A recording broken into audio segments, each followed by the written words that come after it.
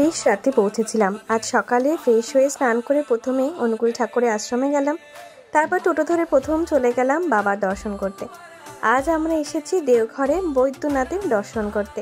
12টা জ্যোতির্লিঙ্গের মধ্যে একটা জ্যোতির্লিঙ্গ কিন্তু এইটাও। শ্রাবণ মাসটা চলে যাওয়ার পরও বেশ ভালো ভিড় ছিল, তাই আমরা ট্রেন টিকিটটা না কেটে স্পেশাল টিকিটেই গেলাম। বেশিক্ষণ লাইন দিতে হয়নি, তবে ছিল বড্ড গরম আর সেরকম ভিড়ও। অল্প কিছুক্ষণ লাইন দিয়ে আমরা শেষমেশ প্রবেশ করলাম গর্ভগৃহে।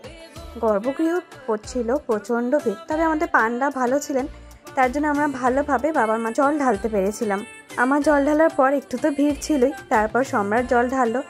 আর যে ঠাকুরমশাই ছিলেন, এই ফুলের মালাটা সম্রাটের মাথায় পরিয়ে দিয়েছিলেন। বৈদ্যনাথের দেবে দর্শন করার জন্য কখন যাবেন, কোন টাইমে যাবেন, কি ওখানে ঘুরে দেখবেন, সেই সমস্ত ভিডিও কিন্তু ধীরে ধীরে আসবে। পরের ভিডিওগুলো দেখার জন্য আমার চ্যানেলটাকে সাবস্ক্রাইব করে দিও।